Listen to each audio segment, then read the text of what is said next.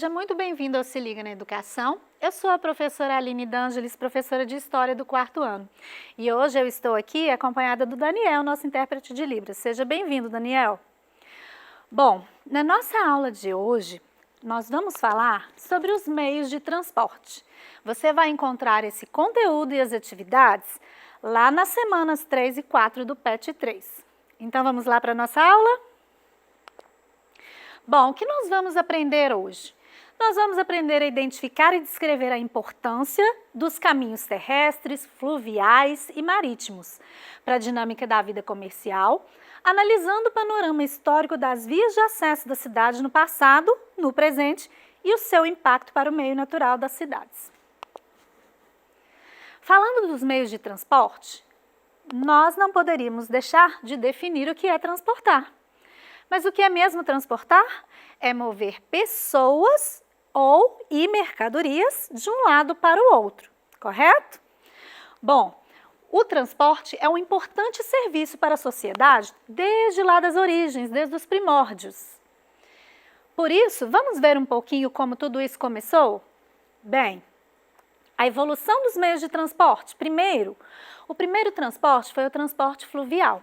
Inventaram uma canoa chamada Pésse, há muitos anos atrás, antes do nascimento de Cristo.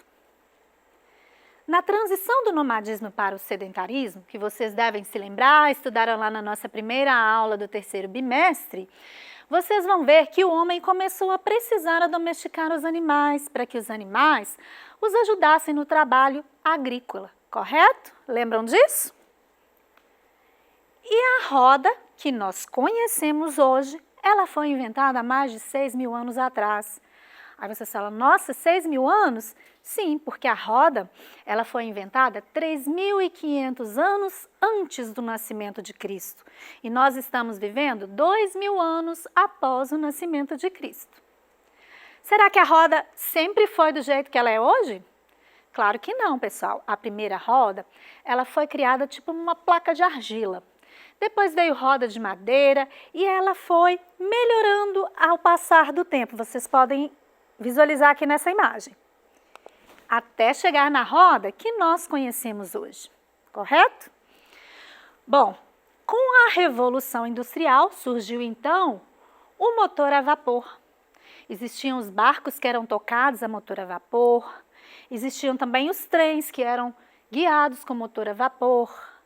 Quem já teve a oportunidade de fazer aquele passeio lá na cidade de Ouro Preto, a Mariana, que é um passeio chamado Passeio de Maria Fumaça? Exatamente, o vapor é que vai gerando a energia ali para o trem funcionar. Depois, em seguida, apareceu a invenção do motor a combustível fóssil. Mas o que é mesmo combustível fóssil? Combustível fóssil é aquele que é originado embaixo das rochas terrestres, do solo, e ele é gerado pelos restos de animais e vegetais que se decompõem ali. Quer um exemplo de combustível fóssil? O petróleo. O petróleo é um combustível fóssil. Vamos conhecer então os tipos de transporte que existem? Acho que pela imagem vocês já podem imaginar a quantidade de tipos de transporte que nós temos. Bem, nós temos 4 tipos de transporte. O transporte aquático, o transporte terrestre, o transporte aéreo e o transporte dutoviário. Aí vocês vão falar, nossa, nunca ouvi falar de transporte dutoviário. Será por que nós não ouvimos falar, só ouvimos falar dos outros 3? Porque o transporte dutoviário, ele é o único que não transporta pessoas. Todos os outros 3, tanto o transporte aquático, quanto o transporte terrestre, quanto o aéreo, transportam pessoas, produtos ou mercadorias. Já o transporte dutoviário, ele só transporta produtos. Bom, vamos ver um por um. O transporte aquático ou fluvial, ele se utiliza das vias aquáticas, das águas, Nós temos aqui exemplos de mares, oceanos, rios, lagos e canais. Nós utilizamos o que para nos movermos nesse tipo de local? Barcos, balsas, lancha, jet ski, entre outros. Nós temos navios, Ali nós temos o exemplo de um navio cargueiro, olha lá, carregando alguns containers. Sobre o transporte terrestre, nós utilizamos o solo para locomover no transporte terrestre.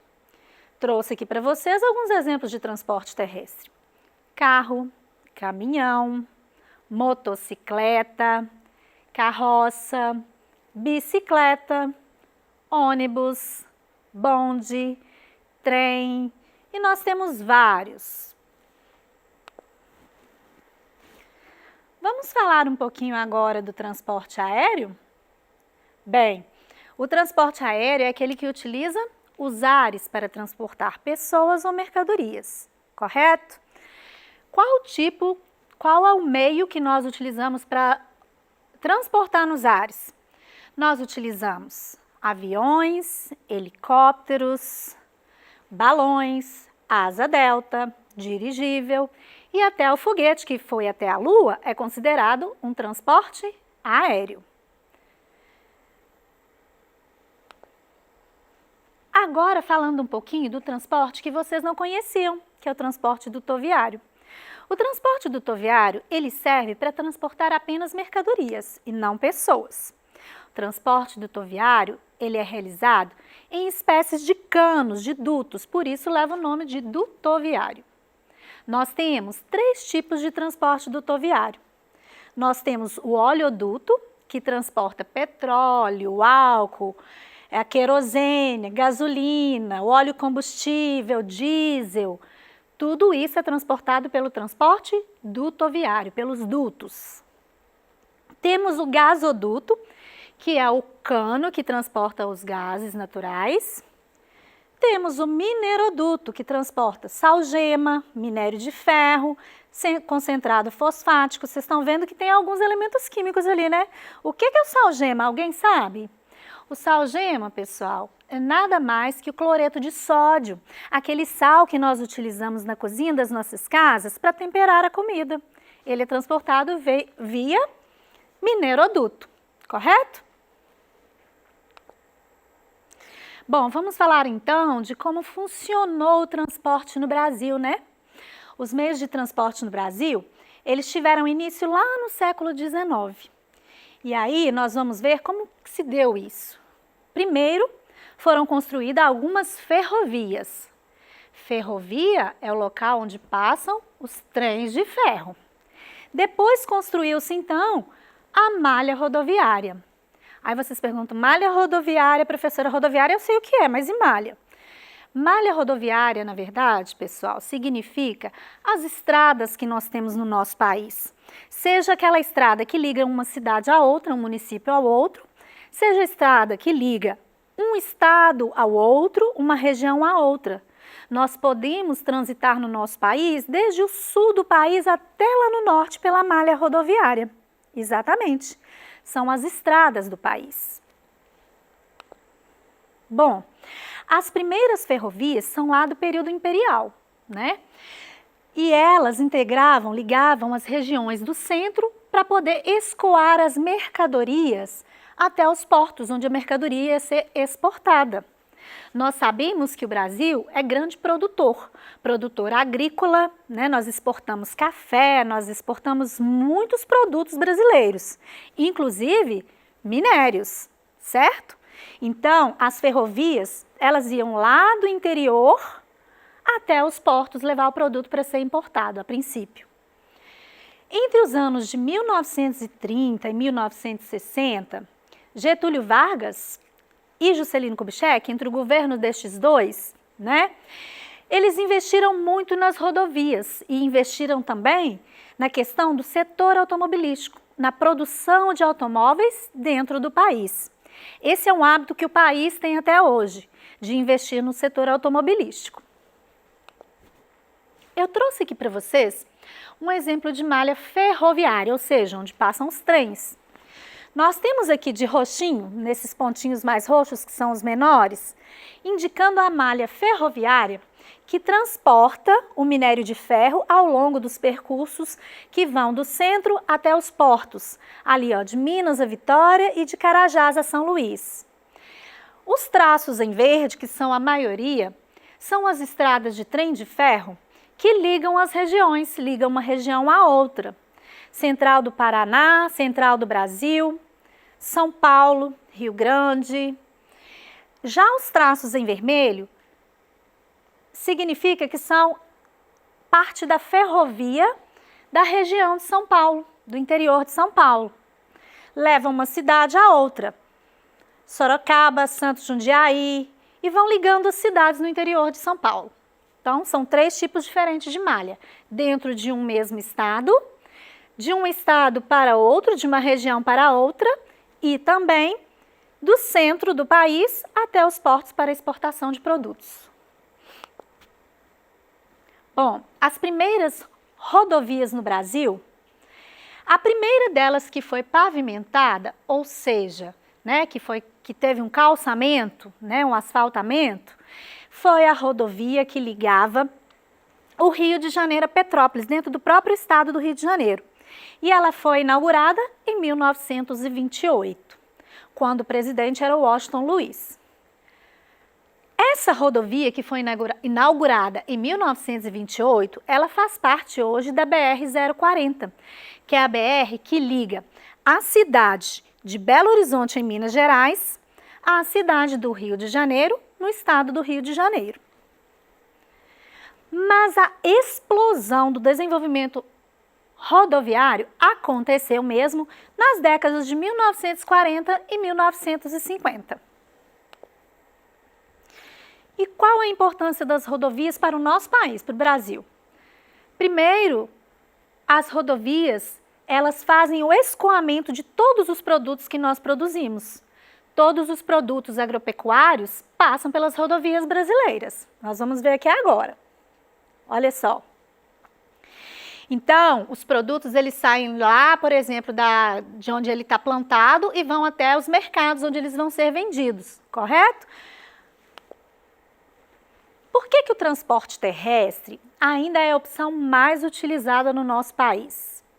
Bem, pessoal, ela é ainda a opção mais barata e mais funcional. O que significa isso? Porque não adianta eu ter uma opção barata, mas que não funcione. Por exemplo, se nós transportássemos tudo através de trem, demoraria demais a chegar. Se nós transportássemos tudo através do avião, chegaria rapidinho, mas teria um alto custo, seria um custo altíssimo.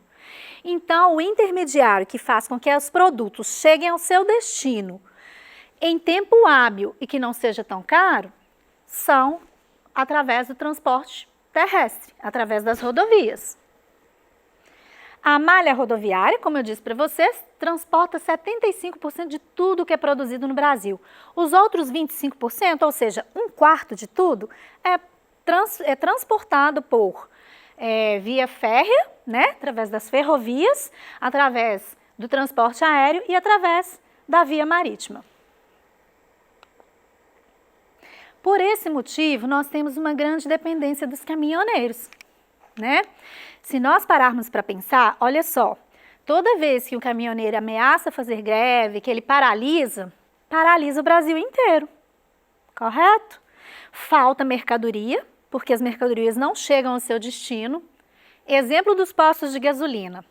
Quando nós não temos abastecimento no posto de gasolina, o que acontece? Os preços vão lá nas alturas.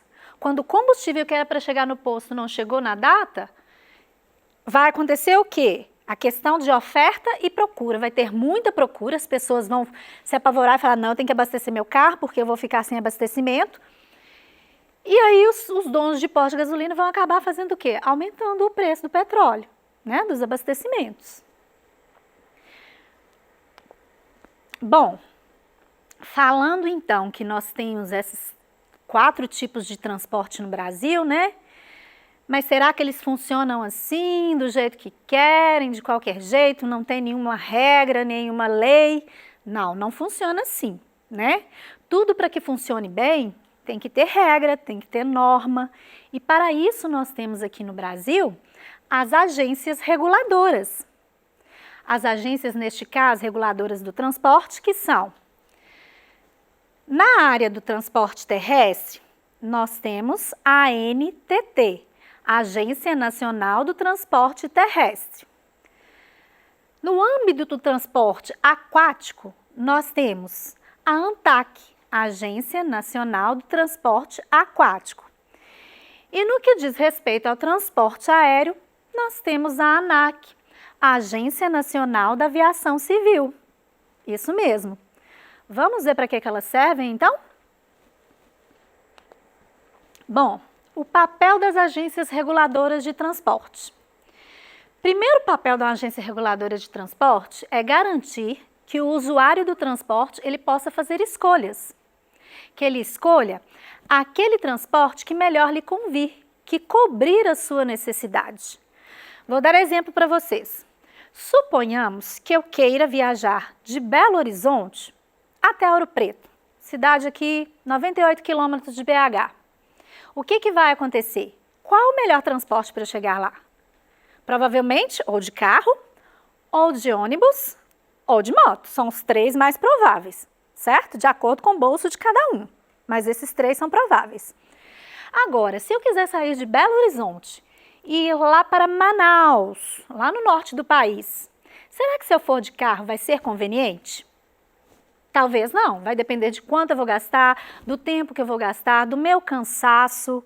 Talvez, neste caso, a minha melhor escolha seja viajar de avião. Sim, o transporte aéreo ele já foi muito mais caro no nosso país. Hoje, ele tem melhorado bastante nessa questão. Antes, só a elite viajava de avião. Hoje, com um bom planejamento, qualquer pessoa pode viajar de avião, sim, né? Então, a gente tem que ver o que melhor convém. Um dos papéis das agências reguladoras é garantir que a pessoa, o cidadão, possa fazer suas escolhas. Bem, outro papel é ampliar a competitividade do nosso país no mercado internacional. Através, dos transportes, por exemplo, quando a gente transporta mercadoria e está exportando, está ajudando com que o país, ele tenha competitividade lá no mercado internacional. E aí nós vimos aqui reprimir uma outra função, dos três órgãos que são reguladores. Aqui eu trouxe a imagem que simboliza os três para vocês. A ANAC, que é da aviação civil, a ANTAQ, que é do transporte aquaviário, nas águas, e a ANTT, que é do transporte terrestre. Vamos ver mais essa função aqui, reprimir fatos e ações que configurem ou possam configurar competição imperfeita ou infrações da ordem econômica. Bem complexo, né? Mas eu vou detalhar já para vocês. O que é reprimir fatos que possam configurar competição imperfeita? A competição imperfeita significa o seguinte: vamos supor que nós estamos na cidade de Belo Horizonte e eu tenho aqui várias empresas de ônibus que podem prestar o serviço público para a nossa cidade. Mas tem uma empresa que ela predomina o mercado, ela é maior, ela é grandona, ela quer dominar o mercado. As agências, elas servem para regular isso, para não deixar com que só um órgão fique dominando, só uma empresa domine o mercado. Isso é competição imperfeita, quando só um domina. Então, para garantir que todos têm o direito de competir para prestar este serviço público.